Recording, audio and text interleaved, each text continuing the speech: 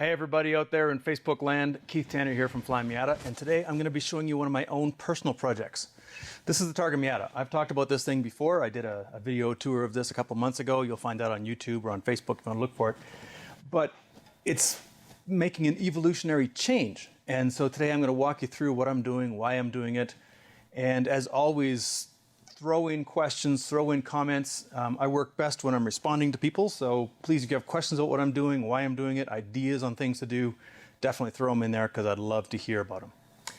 So, the Targa Miata, for those who don't know this car, started off as a rally car built for the Targa Newfoundland. I started building it somewhere around 2006. It first competed in 2008 in the Targa Newfoundland in this Martini livery, which was painted by hand in my home garage. That's paint, not vinyl. So it ran the Targa Newfoundland in 2008. Then it was used as a Flyin Miata development platform for a couple of years. 2011, it went back to the Targa Newfoundland with a 5.3 liter V8 in it and did quite well. Third in the open class, leading the open class for 4 days until a stock main relay failed on me, but I could go on about that for a while. Kids, check your stock relays. We have Flyin Miata has a nice track speed fuel injection relay upgrade kit that will prevent you from losing the Targa Newfoundland when you lose your main relay. Anyhow, after 2011, it turned into basically a pure R&D/track car.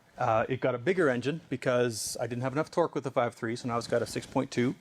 Picked up 15 miles an hour on the back straight at High Plains Raceway with the new engine, so that was a very worthwhile upgrade. But the problem is that we have a lot of R&D cars at Flyin Miata. It's not getting a lot of track use these days.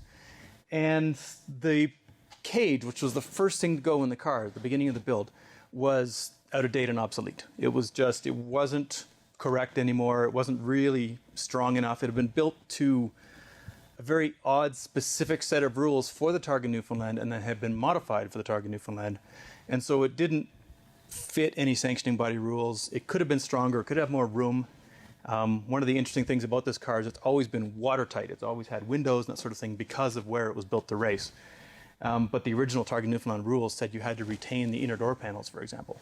So the cage was compromised by this fact. And so the plan was always for it to take the next step as a track car, I needed to change the front half of the cage.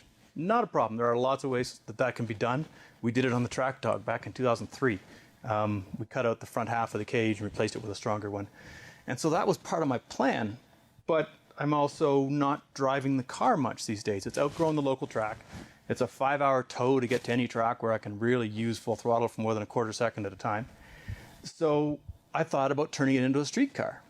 This is the sort of thing that might have happened with like a Ferrari 250 GTO back in 1968 when it was no longer competitive at Le Mans because those stupid GT40s had come in. You take a competitive fast car and turn it into a street car. And I figured, what the heck? The first step is the same no matter what. The first step is cut out the front half of the cage. So I did that. One night I came down here, I didn't feel like doing any real work on the cars, so I grabbed the Sawzall and I literally cut the front of the cage out. So, this is where we are right now. Now, I am in the middle of this job. This is something I'm still planning on, I'm still thinking about, I'm still working on. So what I'm going to do today is give you a tour of what I've done, what I'm thinking of doing. I'm definitely interested in people's thoughts on what I should do. What I am not going to do is change the way the car looks on the outside. It is going to stay the way it is, martini stripes, sponsor stickers and all, partly because this was the first car I ever painted, and this white is not really put down very well, and I don't think these stickers are going to come off without taking the paint with them. But we'll just say it's for the heritage, so we'll just leave the stickers on. I can tell you for sure that that license plate on the hood, there's no way that puppy's coming off without stripping the whole hood off. Anyway, you live and learn. So step one, obviously, cut the cage off. It was a little bit of an odd cage, I will admit. It was not up to current standards. You know, it was good in 2008. It met all the rules for the Targa Newfoundland. It met all the rules for Targa Newfoundland in 2011. But it could leave more room for the occupants. It was a hard dog bolt-in cage, which was very, well, not full bolt-in, half bolt, half weld, which was convenient, got us going. Hard Dog was a supporter of the car, so they donated the cage. So thank you very much, Tom and Martha at Hard Dog for that one. But like I said, time has moved on. Their cage designs have evolved, and this was an older one. So let's take a look at what we've got going on here. It's a race car. I'm going to keep the seats. I like the seats. I've done a lot of work to make these comfortable. I can sit in these seats for 13 hours in a row comfortably. So keep the seats. So some of the things I'm going to have to do are simply involve repair, because this poor platform, this chassis had 200,000 miles on it when I started, and now it's been a development car and a rally car and a track car for almost a decade and a half at this point. So it's getting a little haggard. You know, these are consumables. So I've got a lot of repair work to do on little stuff, like there's a dent in the floor here where I think it slipped off the jack and landed on the jack. I'm gonna have to flatten that out. So I'm going to go through the whole car and give it a really good once over, make sure everything's good. There's little tears in the floor and stuff where things have poked through. Rally is hard on a car. And this car has, in the past, it lost a wheel at Laguna Seca, middle of turn 9, somewhere around 80, 90 miles an hour. Landed on its skid plates, rode the whole thing out on its skid plates, but it did give quite a hit when it did that. During the Targa Newfoundland, I did purposefully hit the ground a couple of times, knowing that it was either that or go slow. So I made the decision to take the car, take the punishment. The skid plates took it, but they took damage. So it's got a lot of little stuff like that that needs to be looked over, because this car, you know, when you're driving rally especially, you're always making that calculation, is how badly do I need this time and what sacrifice am I willing to make on the car to do it. So there were some pretty hard hits. Do we have any questions over there, Travis? Not that I've seen yet. Okay, no questions yet. All right, so the plan for this thing on the interior, the exterior is going to look like it is. I took off the aero because it was impractical. You know, the big splitter on the front, the low ride height, the big wing on the back. I've stripped all that off. I may put the wing back on, just bolts back on again, but this is likely what it will look like. It looks weird without the cage. I've never seen this car without a cage. It was, like I said, it was the first thing that went in, so I've never driven it without a cage. So the interior is the interesting part in terms of what I'm going to do. And I think I'm going to try to keep it fairly clean and fairly race car-ish. Yeah, this would be a good place for questions because I'm losing my train of thought. So what I want to do, and I've been planning simple and clean Miata interior designs for a long time. I've been driving these things for, got my first one in '93, so I've been driving them for 27 years or whatever that is, and thinking about the interior and coming up with plans for the interior. And so one of the things I want to do is, this car's always had this half dash, and it's a design that I got from Rick Weldon with his Super Light, which was effectively the proof of concept for Spec Miata. I got the idea from him. I did it. It's shown up in a few other cars since. In this car, it was simply a matter of, this is by far the lightest way to make a dashboard, because the first time I built it, it was very gram conscious. But I'd like to continue that. What I want to do is, let's plug into stuff right now. I did build this little switch plate that goes in place of the tombstone, but I think I might delete that and go with a smooth finish all the way across. And then in the other side of the dashboard, I'll talk to that in a moment, but if I delete this, I have to think of what to do with the other controls. And that's where I've been starting to have a little bit of fun. I'm starting to think about an automatic climate control system where I just set the temperature and leave it, and how minimal can I make my instrumentation or my switch gear if I do that. For audio, I'm going to follow the same idea that we did with Captain Bob, the show car at Flyin Miata, which is just a single knob. And I'm actually thinking about putting that on the door, because all I need is a knob. It's just an up, down, left, right, and I can hide it on the door. It won't clutter up the center console, which I can make just as straight. Oh, don't mind the safety first, kids. I can just make a nice smooth tunnel. So that's the plan, is to try to keep this as clean as possible. I'll keep the brake balance adjuster, keep the big cutoff switch in the middle there probably, but I don't want to add another switch panel if I can help it. So I'm trying to come up with ways I can do that, either by stripping down the functionality of the car, or moving stuff to unusual places like that little knob, or simplifying it. I think building an automatic climate control system would actually be not that difficult and kind of fun to do. Ridiculous to do on a V8 powered track refugee street car, but what are you going to do? One of the things I have already done is I've changed out, if I come over this side, I'll show you a little bit more, but I have changed out the switch gear on the column. In fact, I've changed out the whole column. I will show you over here why I've done this. So this is something that's bugged me for a long time. I have several Miatas of my own. 2 of them are Canadian. 2 of them are 1990 Canadian cars. And the 1990 Canadian cars didn't have an airbag. And they had very different switchgear. So this is what the switchgear looks like on a non-airbag car. Europeans will recognize that. Canadians may recognize that. Those who have owned older RX-7s or 323s or older Mazdas will probably recognize it.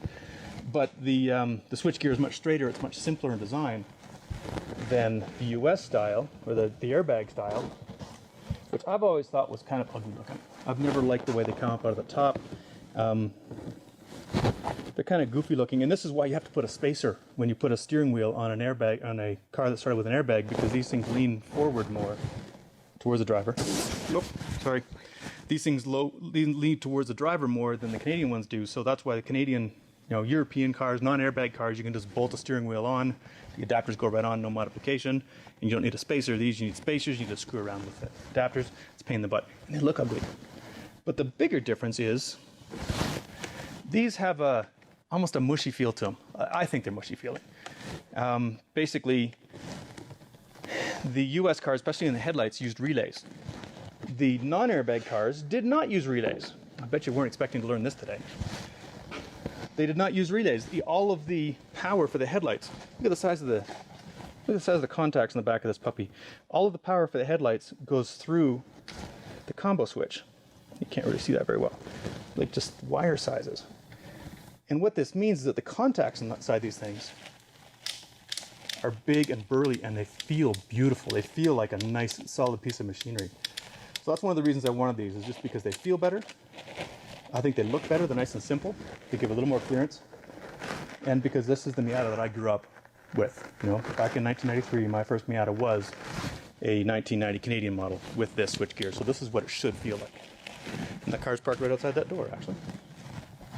So you'd think that it'd be an easy swap. You just change out the combo switch. No, the steering column's a different diameter.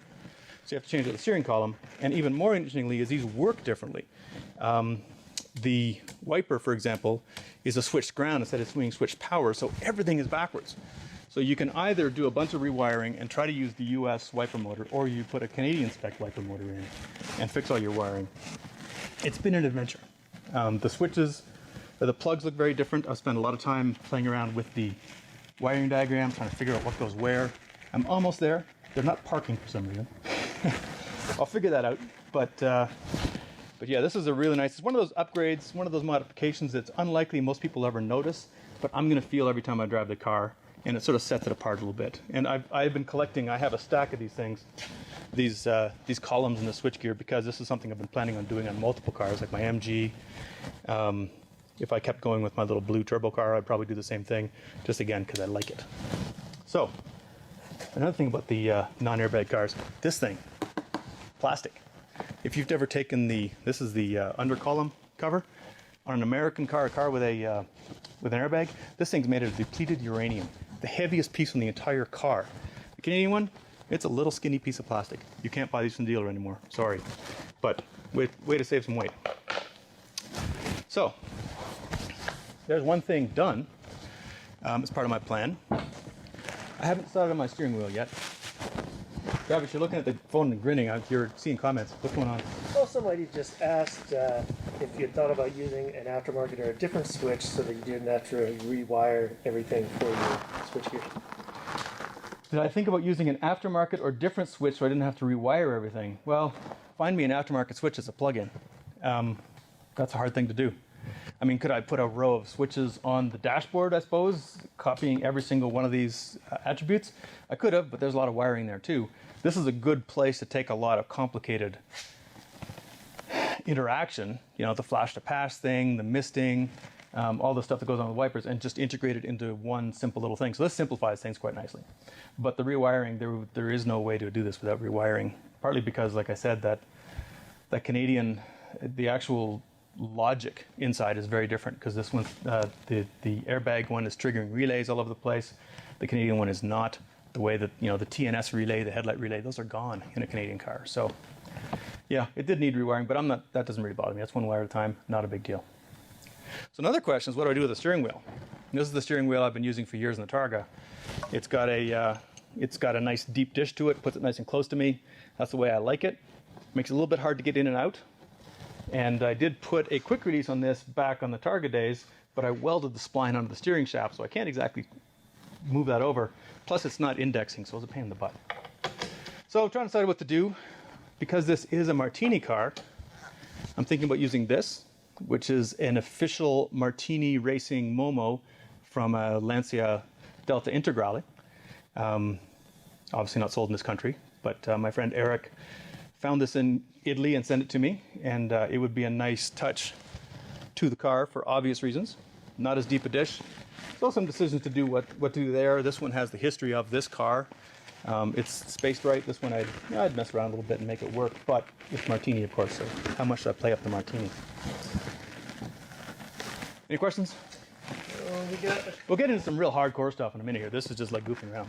But. One person was asking about a lithium super lightweight battery and replacing that. And then we had a question about a specific Ideedit steering column replacement. Okay. Yeah, so 2 questions. One is about the Ideedit steering column replacement that I saw at SEMA last year. It's an aluminum column, saves a couple of pounds, but it's designed. It's going to be the diameter of the airbag wheel, which will let me use the non-airbag switchgear, which is the entire purpose of this whole thing. So yeah, my goal with this is not to save a couple of pounds on the steering column. My goal with this is to go to the different switchgear, and the column is simply something I do as a response. As for the ultra lightweight batteries, this thing runs a PC 960, I think it is. Not the smallest Odyssey, but the next one up. And the reason for that is because, to me, the batteries need to be the most reliable thing in the entire car. When something else goes wrong, you go to your battery. You're going to crank and crank and crank. You cannot have your battery fail. I have too many remote control cars to trust lithium-based batteries. I don't like the failure modes of some lithium-based batteries. It's not a place where I want to save 5 pounds or 10 pounds, whatever. This car, when it was originally built with a 4-cylinder, I ran a PC 680, which is a tiny little thing. This is what we all used before the whole lithium thing came up. The one I'm using now is a little bit bigger, about 50% bigger than that. But it's good weight because it's rock solid. I can depend on it. I never have to worry about it failing. If I cut off and this is actually one big thing about these batteries, if I turn off the kill switch, this will happily sit for months without needing maintenance, without needing anything. So this is an anvil. I want a standard battery, an AGM battery that I can trust that will always be there. Trying to save 5 pounds, that's not a 5 pounds I want to save. That's my personal thing. Okay, so let's look at what's going on inside. I'm going to go. Hey, you want to go around the other side, Travis? I'll do it over here.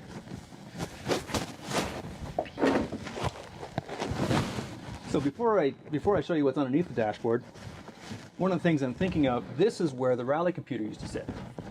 There was a bracket, very ugly looking bracket, that held this out here for the co-driver. And the rally history on this car is obviously a very important part of this car's history. So I'm thinking about embedding this. I could either surface mount it, or I'm actually thinking about embedding it in the dashboard over on the passenger side. Probably never really need it as a rally computer again, because I've got a lot of other work to do before it's rally ready once again, like put the front half of the cage back in. But I'm thinking about doing that. And I also have, this is a Caralba C Giant. This is, if you want to race WRC, this is what you're going to run. This is a C View, I think they call it, and it's just basically a limited display for the driver. The driver doesn't need to know all the stuff the co-driver does, but he needs to know speed. So I think I might mount that up here somewhere where I can see it. So the goal is to make this super clean, super sanitary in here, but maybe embed that in the crash pad just because I think it'd be a really nice nod to this car's history. I'd love to hear your thoughts on that. Now looking at the interior again, as you can see, I have had a long battle with heat on this car. There's 500 horsepower of exhaust heat and radiator heat and general engine heat running down through this tunnel. It's not just the exhaust. I think a lot of it is just general engine bay heat because all of that stuff coming off the radiator's got to go somewhere. I had a car with side pipes a while ago, and even then the transmission tunnel got hot. And so it's been a problem. You can see I've melted the asphalt backing to this coolant from Thermotech, or Thermotech from Coolit. I think it's Coolit from Thermotech, but I've actually melted the asphalt. So that was hard enough to deal with as a track car, not so much good for a street car. So I also don't really like the aesthetics of it. So I've got a couple things I could do there. I could carpet this interior. The problem is, where do you stop? I'd end up carpeting the whole thing and putting the plastic on the side, and then I got to do the door panels, and it's kind of a slippery slope, that one. Or I'm going to see if I can take this off, and I'm going to put probably DEI floor and tunnel insulation, which is about 5 millimeters thick. It's a dimpled aluminum insulation. The adhesive on the back is good for 1400 degrees or something like that. Not sold by Flyin Miata, but it's a good looking piece, and I'm going to try putting that inside the tunnel and see if I can use that to keep the heat from getting into the tunnel in the first place. Fingers crossed. I don't know if it's going to work, but I have some. It'll be here tomorrow. We'll give that a try and see what happens. And then I can try to clean up this tunnel. I'll clean up the whole interior, deal with all of the little dings and bangs that are going on in here. You can see it used to have the fire extinguisher was here for a while, and then it looks as if it's had a couple of different types of. It had Flyin Miata frame rails for a while, and then those came off when the V8 was done, and now it's got the V8 Roadster frame rails on there, which of course have a different bolt spacing. And I welded these down so I could take it on off easily. This poor car, it's just had a hard life. Anyway, I'm going to clean all that up, and I'll shoot the whole thing in white, and then probably put down skateboard grip tape for a really nice clean interior. I think it'll look good. So,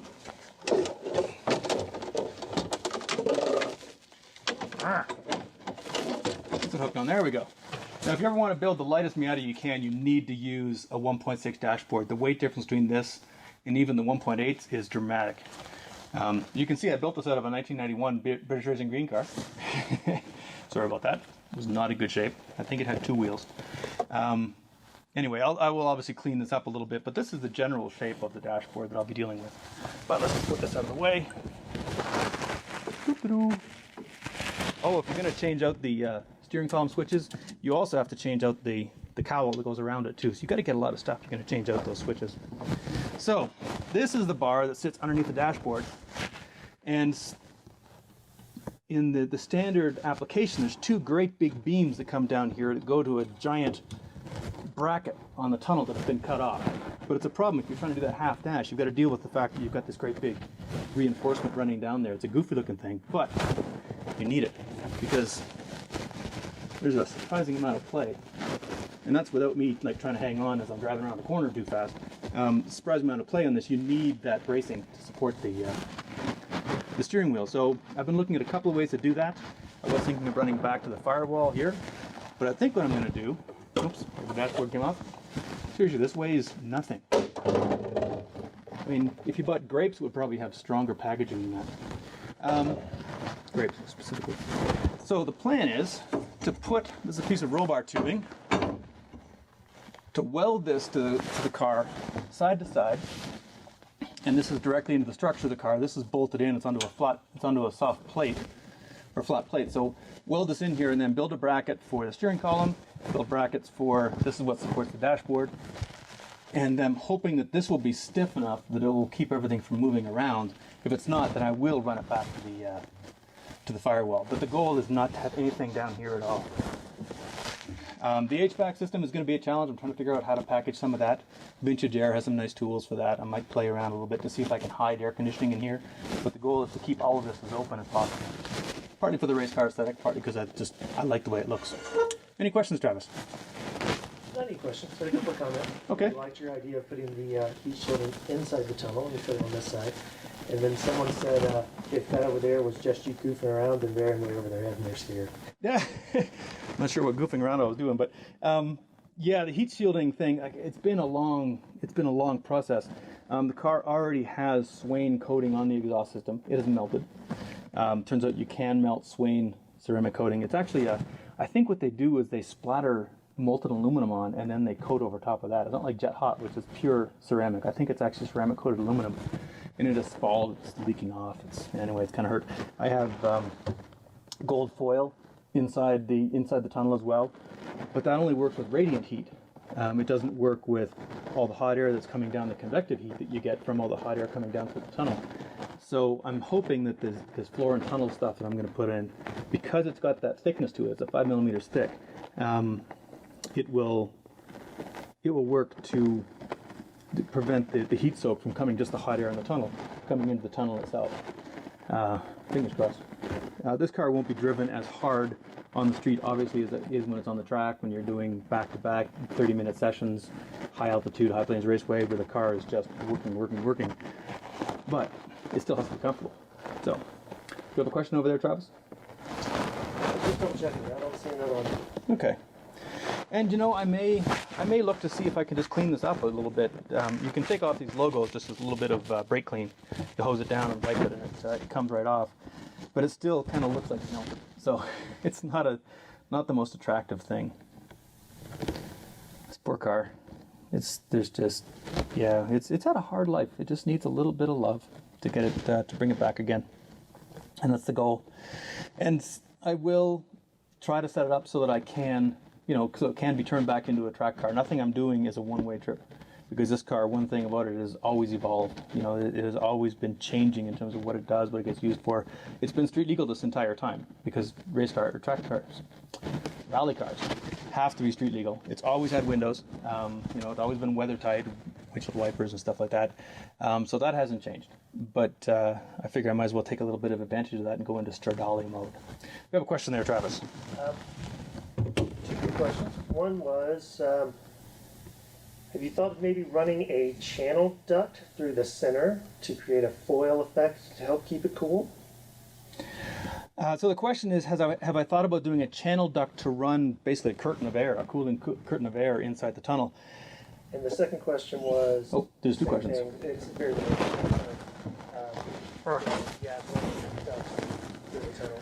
The problem with running ducts through the tunnel is I'm worried about what that's going to do aerodynamically. You're basically inserting air under the car. So you've got to take that air, and we're getting into relative pressures here again, like we always seem to every time I end up talking on one of these things. So you take that air from somewhere and you ram it in there, and you're increasing the pressure underneath the car by doing that. You're putting more air underneath that. And I'm a little concerned what that might do aerodynamically. It's a little bit ugly aerodynamically.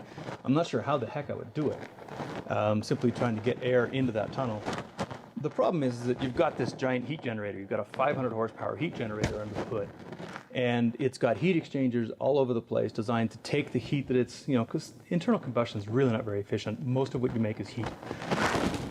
So it takes all that waste heat and puts it into air. And that air has to go somewhere, which is part of why there's these giant holes in the hood here to try to get air coming out of the engine bay there. But a lot of it comes down this tunnel. And if you were going to try to replace it with something else, you'd have to put a significant amount of air down there in order to replace all of that air, at least water it down, I guess, so to speak, diffuse it so that it's not as hot. I'm not sure you could pull that off. It'd be an interesting, that sounds like a doctoral level aerodynamics experiment, honestly. I think that would be an interesting thing to play with. I don't think it's going to happen on this car. I think we're just going to try insulation, reflect some of that heat, prevent some of it from getting through with a bit of an air gap, and then work from there. I did think about doing a little standoff heat shield, say 5 millimeters off, and then try to run ducted air between that and the tunnel.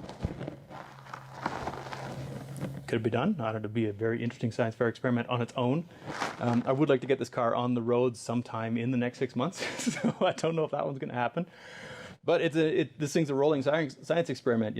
Everything that's been done to it was done. Let's see how this works. So that may happen. Who knows?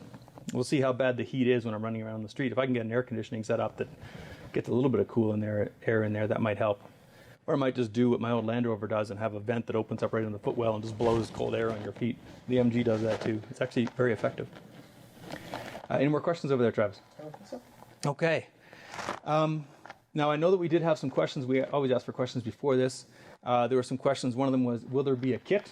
And there will not be a kit. For whatever the heck I'm going to do with this, most of this stuff on my own personal project tends to be one-off. Wouldn't this be fun to do? So if you want to duplicate it, I can answer questions about it. But if you want to buy a kit to do something, I will not necessarily be able to help you out with that. The fun part about doing the transmission tunnel stuff is I'm going to have to pull the trans to do it. And the goal I have set for myself is to drop the engine or trans, put the heat shielding in, and put that back in again in a day. I think I can do it. I've had the engine out of this thing before. Straight out the bottom, it's not that hard. fingers crossed. But that is the goal, is not to have this being like a lift bunny for the next 6 months. I want to yank that transmission, put it back in. I'll do a quick check to make sure nothing looks cracked or damaged or hurt down there or cooked, and then put it back together again. But that is the goal, to see if I can do it in one day. Other questions was about future racing plans on this car. As I said, this car was built for the Targa Newfoundland. I don't know if it's honestly still, the Targa Newfoundland's not running this year for obvious reasons. The event has been getting smaller over the last few years. The actual Targa class is down to just a handful of people. So I don't know if I'm going to be going back to the Targa Newfoundland. I love the event. Great experience to do it. My wife and I did it. She was my navigator. It was a once-in-a-lifetime bucket list thing that we happened to do twice, and I think we'll be pushing our luck trying to do it a third time. So I don't think it's going back to the Targa Newfoundland. Targa Tasmania would be amazing. A very different sort of rally, much smoother roads than we got in Newfoundland, especially in 2008, from what I can tell. A lot more elevation change. So a very, very different race. But it's also literally on the other side of the world. And that's a lot of time, that's a lot of money. I'm not sure it's the best use of my time and my money, honestly. I would love to do it. Send a bucket of money, please. Approximately fill this Miata up to about here with 20s might do it. And then we can talk about doing it, but I also have to convince my wife that it'd be a fun thing to strap herself back in this car for another week of being terrified, as I have a great time driving around roads I've never seen before. It's the thing about rally is that the co-drivers are the most necessary piece of equipment in the car. The driver's just the person, just the monkey that turns left and right when he's told to, and he has a good time. The navigator is doing so much more work, and they never get to look up from the route book, and it's not the same level of fun. If you know anybody who is a rally navigator, go up and thank them, because no one ever does. They get blamed when there's the accident. They don't get the credit for doing well. They've got the most dangerous seat in the car, and they don't get the level of thrill that the driver does. So why anybody chooses to be a navigator, I have no idea. I'm not sure I could convince my wife to do it again. So that was a diversion, wasn't it? Let me check my notes over here. Well, I will talk about what's under the car a little bit. Basically, underneath the car, nothing's going to change. I'm going to keep the Hvac suspension. It's running fairly high spring rates. It's running, I think, 750, 500 right now. I might have some different rates on the back. I was experimenting with rates. But it's in that sort of range right now. And it's doable. With the cage on the car, it was surprisingly streetable. We will see. I know you always hear about, I've got 800 pound springs and it's totally streetable. And then you go and actually drive one of those cars. They're not maybe quite as streetable as you might think. But the goal is to make this comfortable enough for me to drive around. I'm not going to be going cross country in it anymore. But I want it to be comfortable enough to drive day to day. So I will play with spring rates a little bit. It's going to keep all of its skid plates. Because, I mean, it did come in handy before. The drivetrain, all that's going to stay the way it is. I have done a little bit of work on the brakes. I took off the front brake ducts because they were done anyway. The big 3-inch ducts that I was using would rub against the 9-inch wheels at full lock, so you didn't really have a lot of lock. Not a problem on the street, more of a problem in a parking lot. So I pulled those off because I don't need the same brake cooling for street use. I've put on brake pads that are a little more appropriate. The spring rate, the ride height has been lifted up considerably, so I don't have to. I can get out of the driveway now without plowing it. Seriously, I've got a gravel driveway, and I used to plane down the bottom of the gravel driveway with the skid plates on this thing. If I backed up, I'd end up with a whole bunch. It'd be like a snowplow. I'd end up with a whole bunch of gravel on the belly pan. So try to just make it a little more streetable. I've always said that a really good Targa Newfoundland car was a very good street car, and it's my time to actually prove that. Maybe a little more HVAC, a little more heat control, but fundamentally, all the stuff that made it a good rally car will still make it a pretty darn good street car. I'm just softening the edges a little bit here. Any more questions there, Travis? Well, for the 2 people that are probably still watching this, I thank you for putting up with me going on and on about what I promise, pinky swear, going to do to this car eventually. But I thought it might be interested to those who wanted to see. This is a fairly well-known car. It's been high profile for a long time, and it's taking a generational step. It's taking a fairly major evolution in its lifespan here. So we'll see. It might be temporary. A year from now, I might be welding on the front half of the cage, and stripping out any extraneous weight, such as it is, you know, pulling the windows, cutting the doors apart, that sort of thing, going down just a couple of pounds for door panels, who knows. But for the time being, the first step, like I said, towards doing that is the same as the first step towards making a streetcar, and I get to do some interesting experimentation, so there we go, Targa Stradale. Anything else there, Travis, before we call it good? Okay. Well, I thank you for your patience as my my ramblings on about my own project. It's got a long way to go. We'll come back and visit this thing when it's done. You know, get the tour of as it is instead of as it was. Some of the scars are going to stay. You know, stuff like this is where the cage was welded to the windshield surround. There's another one in the middle on that side, and these will get cleaned up a little bit. But I'm not going to put plastic over top of that. This is still going to be. It's still going to wear its history with pride. There's that quality paint job I did. This will retain a lot of its scars, a lot of its history, because I'm not looking to erase that. I'm just looking to change it into something else. I really do need to flatten that floor though. I wonder what the heck happened. There's a hole in it here too. Exciting times. All right.